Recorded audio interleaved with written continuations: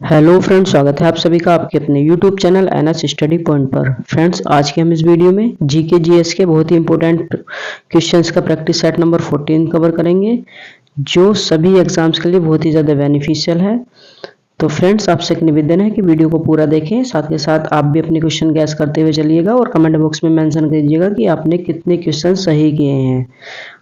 तो चलिए शुरू करते हैं आज की वीडियो। लेते हैं आज की वीडियो का पहला प्रश्न है, महाविस्फोट बिग बैंग सिद्धांत संबंधित है। किससे संबंधित है? हमारे ऑप्शंस है महाद्वीपीय विस्थापन से, ब्रह्मांड की उत्पत्ति से, या हिमालय की उत्पत्ति से, या ज्वालामुखी के विस्फोट से। तो फ्रेंड्स, क्वेश्चन नंबर 1 का राइट आंसर है ऑप्शन नंबर बी, ब्रह्मांड की उत्पत्ति से। ब्रह्मांड की उत्पत्ति से। और इसके फ्रेंड्स, ये जो बिग बैंग का सिद्धांत है, ये किसने दिया था? ये दिया था जॉर्ज लेमेंटियर ने।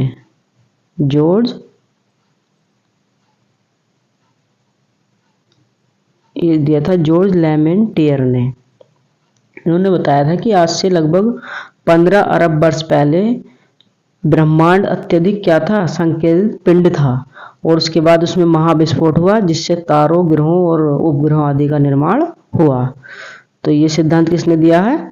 जॉर्ज लेमेंटियर ने दिया है। बहुत ही इंपॉर्टेंट क्वेश्चन है और इसको नोट कर लेना। तो फ्रेंड्स, क्वेश्चन नंबर 1 का राइट आंसर है ऑप्शन नंबर बी, ब्रह्मांड की उत्पत्ति। अगला प्रश्न है हमारा, आकाशगंगा वर्गीकृत की गई है सर्पिलाकार गैलेक्सी के रूप में, विद्युत गैलेक्सी के रूप में, अनियमित गैलेक्सी के रूप में, गोलाकार गैलेक्सी के रूप में। तो फ्रेंड्स, क्वेश्चन नंबर 2 का राइट आंसर है ऑप्शन नंबर ए, सर्पिलाकार गैलेक्सी के रूप में आकाशगंगा को वर्गीकृत किया गया है। तो चलिए अगला प्रश्न लेते हैं। प्रश्न है नंबर 3, सर्वप्रथम यह सिद्धांत किसने प्रस्तुत किया कि सूर्य हमारे सौर मंडल का केंद्र है और पृथ्वी उसकी परिक्रमा करती है। तो फ्रेंड्स, हमारे ऑप्शंस हैं न्यूटन, गैलीलियो, पाणिनि, कोपरनिकस। तो फ्रेंड, क्वेश्चन नंबर 3 का राइट आंसर है option number D, Copernicus. Copernicus ने यह सिद्ध किया था कि जो सूरज है हमारे सौरमंडल का जो है केंद्र है और पृथ्वी इसकी परिक्रमा करती है। और फ्रेंड्स, यदि क्वेश्चन आपसे ये पूछे कि कोपरनिकस कहाँ के निवासी थे, तो ये पोलैंड के निवासी थे। कहाँ के? पोलैंड के। और यदि आपसे ये पूछा जाए कि ग्रहों की गति का नियम किसने दिया है, फ्रेंड्स, इसमें कंफ्यूजन रहती है। सूर्य सौरमंडल का केंद्र है तो कोपरनिकस ने कहा है, और ग्रहों की गति का नियम दिया है केपलर ने। किसने दिया है? केपलर ने दिया है। तो चलिए फ्रेंड्स, अगला प्रश्न देखते हैं। और एक तथ्य और बता दूं मैं, आज से लगभग 2500 वर्ष पहले आर्यभट्ट ने भी यही सिद्धांत प्रतिपादित किया था। कौन सा? कि सूर्य केंद्र है सौरमंडल का और पृथ्वी उसका चक्कर लगाती है। चलिए अगला प्रश्न देखते हैं। प्रश्न नंबर 4, सौरमंडल में ग्रहों की संख्या है 7, 9, 12, 8। तो फ्रेंड्स, क्वेश्चन नंबर 4 का राइट आंसर है ऑप्शन नंबर डी, 8। पहले हमारे सौरमंडल में कितने ग्रह थे? 9 ग्रह थे। तो फ्रेंड्स, 2006 में प्लूटो को ग्रहों से अलग कर दिया गया है, ग्रहों की सूची से अलग कर दिया गया है। और अब हमारे सौरमंडल में कितने ग्रह हैं? 8 ग्रह हैं। तो हमारा राइट ऑप्शन होगा ऑप्शन नंबर डी, 8। अगला प्रश्न है हमारा, निम्नलिखित युग्मों में से कौन सुमेलित नहीं है? तो आपको कौन सुमेलित नहीं है ये बताना है। तो ऑप्शंस हैं सौरमंडल का सबसे बड़ा ग्रह बृहस्पति, सौरमंडल का सबसे छोटा ग्रह बुध, सौरमंडल का सबसे चमकीला ग्रह शुक्र, और सौरमंडल का सबसे मंद गति वाला ग्रह मंगल। तो फ्रेंड्स देखिए, सौरमंडल का सबसे बड़ा ग्रह बृहस्पति है, सौरमंडल का सबसे छोटा ग्रह बुध है, सौरमंडल का सबसे चमकीला ग्रह शुक्र है, ये तीनों सही हैं। और सौरमंडल का सबसे मंद गति वाला ग्रह मंगल नहीं है फ्रेंड्स, शुक्र है। कौन है? शुक्र है, इसलिए हमारा राइट आंसर होगा ऑप्शन नंबर डी। सौर मंडल का सबसे मंद गति वाला ग्रह मंगल, ये गलत है। और कौन है? शुक्र है सबसे मंद गति वाला ग्रह। फ्रेंड्स, शुक्र को भोर का तारा, सांझ इवनिंग स्टार और भी बहुत सारे नाम है, प्रेशर कुकर की भी संज्ञा इसको ही दी गई है। तो चलिए आगे देखते हैं क्वेश्चन नंबर 6। सूर्य की ऊर्जा किस माध्यम से उत्पन्न होती है? आयनन पद्धति से, नाभिकीय संलयन विधि द्वारा, नाभिकीय विखंडन विधि द्वारा या ऑक्सीकरण के द्वारा। तो फ्रेंड्स, क्वेश्चन नंबर 6 का राइट आंसर है ऑप्शन नंबर बी, नाभिकीय संलयन विधि द्वारा सूरज में ऊर्जा उत्पन्न होती है। अगला प्रश्न है हमारा प्रश्न नंबर 7। सौर मंडल का सबसे अधिक गर्म ग्रह कौन सा है? तो कौन सा है? बुध, शुक्र, मंगल, पृथ्वी। तो फ्रेंड्स, अगर सबसे गर्म ग्रह की बात करूं तो वो शुक्र है। ऑप्शन नंबर बी, शुक्र सौर मंडल का सबसे बड़ा ग्रह है। इसको मैंने अभी आपको पीछे भी बताया है, इसको इवनिंग स्टार भी कहा जाता है। फ्रेंड, इसको मॉर्निंग यानी कि भोर का तारा जो रहता है, डाउन स्टार भी कहा जाता है, भोर का तारा। और इसे प्रेशर कुकर की भी संज्ञा दी गई है, प्रेशर कुकर की भी इसको संज्ञा दी गई है। चलिए आगे देखते हैं क्वेश्चन नंबर 8। जब दिन और रात की अवधि बराबर होती है तो सूर्य की किरणें सीधी पड़ती हैं। कहाँ पर सीधी पड़ती हैं आपको बताना है। उत्तरी ध्रुव पर, भूमध्य रेखा पर, दक्षिणी ध्रुव पर या कर्क रेखा पर। तो फ्रेंड्स, क्वेश्चन नंबर 8 का राइट आंसर है ऑप्शन नंबर बी, भूमध्य रेखा पर। जब दिन और रात की अवधि बराबर होती है तो भूमध्य रेखा पर सूर्य की किरणें बिल्कुल सीधी पड़ती हैं। और फ्रेंड्स, ये एक वर्ष में 2 बार होती है प्रक्रिया। कितनी बार होती है? 2 बार होती है, जब दिन और रात बिल्कुल बराबर होते हैं। तो और कब कब होती है ये भी मैं आपको बता दूं। एक तो 21 मार्च को दिन और रात बराबर होते हैं, और एक होते हैं फ्रेंड्स 23 सितंबर को। 23 सितंबर को दिन और रात बराबर होते हैं। चलो अगला प्रश्न देखते हैं, प्रश्न नंबर 9। सौर मंडल का सबसे बड़ा ग्रह कौन सा है? बृहस्पति, वरुण, शुक्र, शनि। तो फ्रेंड्स, यदि सौर मंडल के सबसे बड़े ग्रह की बात की जाए तो हमारा ऑप्शन नंबर ए सही होगा। बृहस्पति सौर मंडल का सबसे बड़ा ग्रह है। अगला प्रश्न देखते हैं, किस ग्रह के चारों ओर बलय हैं? शनि, मंगल, बुध, पृथ्वी। तो फ्रेंड्स, क्वेश्चन नंबर 10 का राइट आंसर होगा option number A, Shani. Shani ग्रह के चारों ओर बलय हैं। और फ्रेंड्स, शनि ग्रह इतना हल्का है कि अगर आप इसको पानी में डाल देंगे तो ये तैरने लगेगा। तो शनि ग्रह के चारों ओर बलय हैं। नेक्स्ट क्वेश्चन देखते हैं, जब किसी वस्तु को पृथ्वी से चंद्रमा पर ले जाया जाता है तो ऑप्शंस हैं, आपको उसका बताना है क्या होता है। उसका भार बढ़ जाता है, उसका भार घट जाता है, भार में कोई परिवर्तन नहीं होता, या भार रहित हो जाता है। तो फ्रेंड्स, क्वेश्चन नंबर 11 का राइट आंसर होता है ऑप्शन नंबर बी, उसका भार घट जाता है। यदि किसी वस्तु को चंद्रमा पर ले जाते हैं तो उसका भार घट जाता, कितना हो जाता? 1/6 तक की कमी उसके भार में आ जाती है। तो चलिए आगे देखते हैं प्रश्न नंबर 12 हमारा, भारत प्राचीन महाद्वीप गोंडवाना लैंड का भाग था। वर्तमान समय में दिए गए क्षेत्रों में कौन गोंडवाना लैंड का हिस्सा था?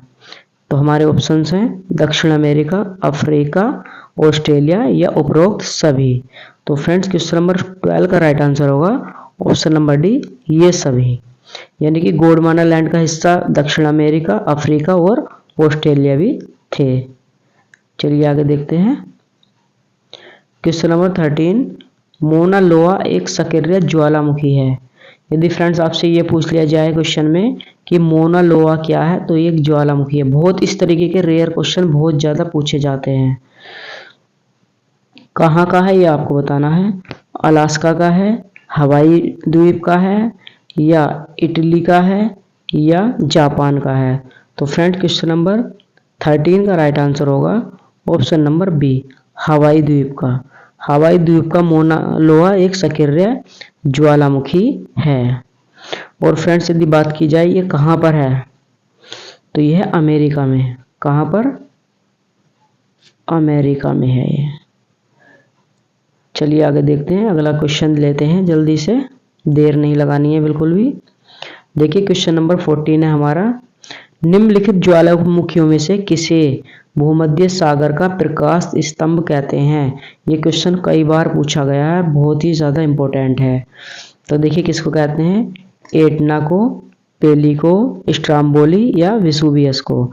तो फ्रेंड्स क्वेश्चन नंबर 14 का राइट आंसर होगा ऑप्शन नंबर सी, स्ट्राम्बोली को भूमध्य सागर का प्रकाश स्तंभ कहते हैं। और फ्रेंड्स यदि बात की जाए कि ये किसके निकट स्थित है, तो ये भूमध्य सागर में सिसिली द्वीप के निकट स्थित है। चलिए आगे देखते हैं अगला क्वेश्चन, रिंग ऑफ फायर संबंधित है भूकंप से, ज्वालामुखी से, प्रशांत महासागर से या उपरोक्त में से कोई नहीं। तो फ्रेंड्स अगर बात की जाए रिंग ऑफ फायर घटना की, तो ये संबंधित है फ्रेंड्स भूकंप से। Option number A is the right answer, भूकंप।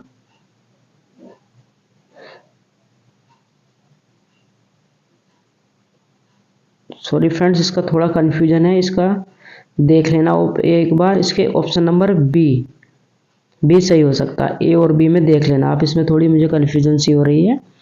रिंग ऑफ फायर की घटना ज्वालामुखी और भूकंप दोनों से ही संबंधित है। आपको एक बार आपसे निवेदन है कि इसको एक बार आप कंफर्म कर लेना, देख लेना इसको। चलिए अगला क्वेश्चन देखते हैं, क्वेश्चन नंबर 16, रिएक्टर पैमाने का उपयोग निम्न में से किसको मापने के लिए किया जाता है? भूकंप की तीव्रता, समुद्र की गहराई, अंतरिक्ष यान का वेग या किसी भवन की ऊंचाई। तो फ्रेंड्स क्वेश्चन नंबर 16 का राइट आंसर है option number A, Richter scale पर भूकंप की तीव्रता को मापा जाता है। अगला प्रश्न देखते हैं, प्रश्न नंबर 17, विश्व की सबसे ऊंची चोटियां किस प्रकार के पर्वतों में पाई जाती हैं? तो देखिए हमारे ऑप्शंस हैं, प्राचीन मोड़दार पर्वत, नवीन मोड़दार पर्वत, अवशिष्ट पर्वत या ब्लॉक पर्वत। तो फ्रेंड्स क्वेश्चन नंबर 17 का राइट आंसर है ऑप्शन नंबर बी, नवीन मोड़दार पर्वत। अगला प्रश्न है हमारा प्रश्न नंबर 18, विश्व की सबसे लंबी पर्वत श्रृंखला है हिमालय, एंडीज, रॉकीज, आल्प्स। तो फ्रेंड्स क्वेश्चन नंबर 18 का राइट आंसर है ऑप्शन नंबर बी, एंडीज विश्व की सबसे लंबी पर्वत श्रृंखला है। और ये कहाँ पर है, यदि आपसे ये पूछ लिया जाए तो ये दक्षिण अमेरिका, कहाँ पर है, दक्षिण अमेरिका में है। ये प्रश्न कई बार पूछा भी गया है कि एंडीज पर्वतमाला कहाँ पर है, तो कहाँ पर है, दक्षिण अमेरिका में है। और फ्रेंड्स इसकी लंबाई कितनी है, इसकी लंबाई फ्रेंड्स 7200 किलोमीटर है, 7200 किलोमीटर इसकी लंबाई है। ये विश्व की सबसे लंबी पर्वत श्रृंखला है। चलिए आगे देखते हैं, अगला प्रश्न लेते हैं, प्रश्न नंबर 19, निम्नलिखित में से कौन सुमेलित नहीं है?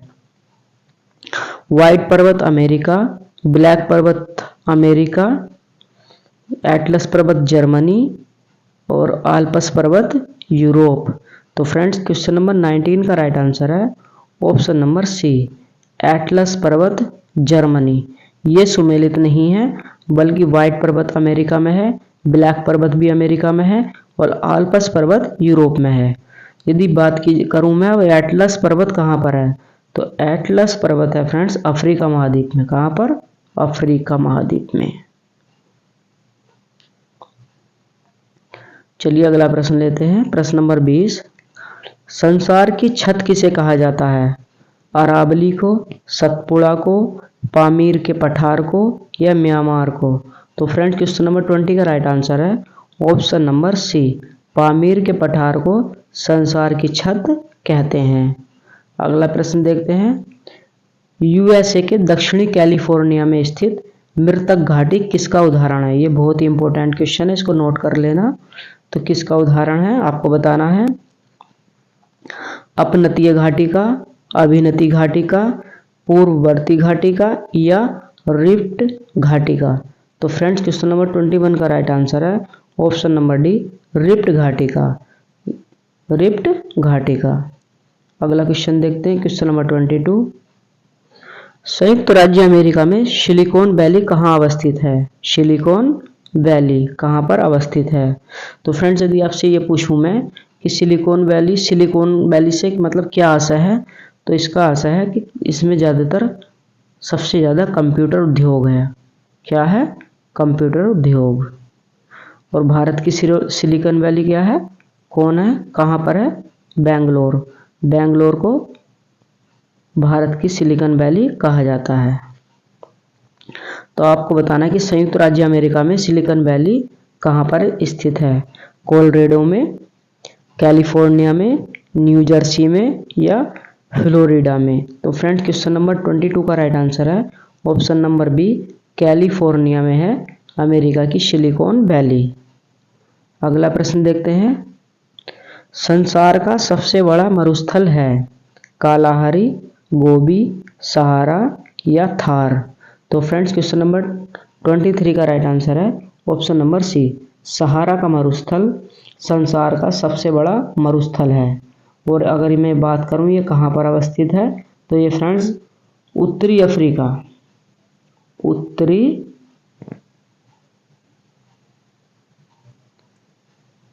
अफ्रीका में स्थित है। अगर आपसे ये पूछ लिया जाए कहाँ पर है, तो उत्तरी अफ्रीका में है। और यदि मैं थार की बात करूं तो ये दक्षिण एशिया का सबसे बड़ा मरुस्थल है। दक्षिण एशिया का सबसे बड़ा मरुस्थल है।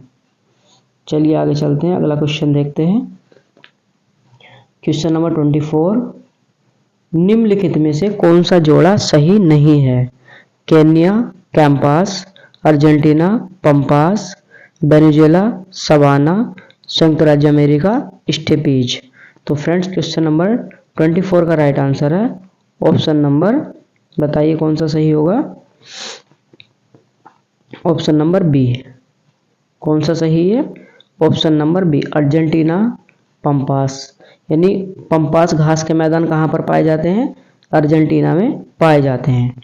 फ्रेंड्स अगर बात की जाए सवाना की, तो ये कहाँ पर है? ये है फ्रेंड्स पूर्वी अफ्रीका में, पूर्वी अफ्रीका में। और बात की जाए कैंपास की, तो कैंपास ब्राजील के घास के मैदान है। और अगर बात की जाए फ्रेंड्स स्टेपीज की, तो ये मध्य एशिया के घास के मैदान है। मध्य एशिया। तो फ्रेंड्स देखिए,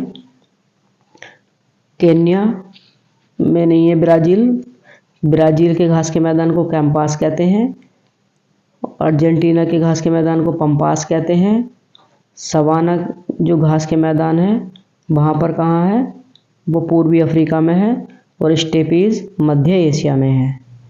तो आई होप आप अच्छी तरीके से समझ गए होंगे। तो चलिए अगला प्रश्न लेते हैं। अगला प्रश्न है हमारा, मैगिनोट रेखा थी, यानी आपको बताना है कि मैगिनोट रेखा किस किस के बीच थी? फ्रांस जर्मनी की सीमा पर, पूर्वी जर्मनी पोलैंड की सीमा रेखा, अमेरिका कनाडा की सीमा रेखा या भारत पाक की सीमा रेखा। तो फ्रेंड्स क्वेश्चन नंबर 25 का राइट आंसर होगा ऑप्शन नंबर ए, जर्मनी की सीमा रेखा। जर्मनी की सीमा रेखा, जर्मनी और फ्रांस की सीमा रेखा, सॉरी फ्रेंड्स। चलिए अगला प्रश्न लेते हैं, मध्य रात्रि का सूर्य दिखाई देता है उत्तरी ध्रुव पर, दक्षिणी ध्रुव पर, भूमध्य रेखा पर या कर्क रेखा पर। तो फ्रेंड्स क्वेश्चन नंबर 26 का राइट आंसर होगा ऑप्शन नंबर ए, उत्तरी ध्रुव पर मध्य रात्रि का सूर्य दिखाई देता है। अगला प्रश्न लेते हैं, प्रश्न नंबर 27। निम्नलिखित में से कौन पक्षियों के महाद्वीप के नाम से जाना जाता है? यानी पक्षियों का महाद्वीप किसे कहते हैं? यूरोप, ऑस्ट्रेलिया, दक्षिण अमेरिका या एशिया? तो फ्रेंड्स क्वेश्चन नंबर 27 का राइट आंसर होगा ऑप्शन नंबर सी, दक्षिण अमेरिका को पक्षियों का महाद्वीप के नाम से भी जाना जाता है और इसको श्वेत महाद्वीप के नाम से भी इसको जाना जाता है। चलिए अगला प्रश्न देखते हैं। प्रश्न नंबर 28, किस देश को श्वेत हाथी की भूमि कहा जाता है? यानी सफेद हाथियों का देश किसे कहा जाता है? चीन, थाईलैंड, दक्षिण अमेरिका, दक्षिण कोरिया? तो फ्रेंड्स क्वेश्चन नंबर 28 का राइट आंसर है ऑप्शन नंबर बी, थाईलैंड को व्हाइट एलिफेंट लैंड के नाम से जाना जाता है। आगे चलते हैं। अगला प्रश्न, प्रश्न नंबर 29, सूर्योदय का देश के नाम से कौन सा देश प्रसिद्ध है? नॉर्वे, जापान, ब्रिटेन या फिनलैंड? तो फ्रेंड्स अगर बात करूं लैंड ऑफ राइजिंग सन, सूर्योदय के देश की, तो वो है Japan. Option number B, Japan is the right answer और इसको लैंड ऑफ राइजिंग सन के नाम से भी जाना जाता है। अगला प्रश्न देखते हैं। प्रश्न नंबर 30 है हमारे जलमंडल का सबसे बड़ा भाग है? अटलांटिक महासागर, हिंद महासागर, प्रशांत महासागर या अंटार्कटिका महासागर? तो फ्रेंड्स क्वेश्चन नंबर 30 का राइट आंसर है ऑप्शन नंबर सी, प्रशांत महासागर सबसे बड़ा महासागर है। चलिए फ्रेंड्स देखते हैं अगला प्रश्न।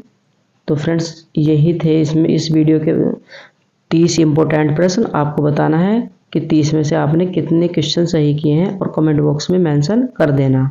तो फ्रेंड्स इससे आगे के क्वेश्चन अगली वीडियो में कवर करेंगे। के लिए आपसे विदा लेते हैं। जय हिंद, वंदे मातरम।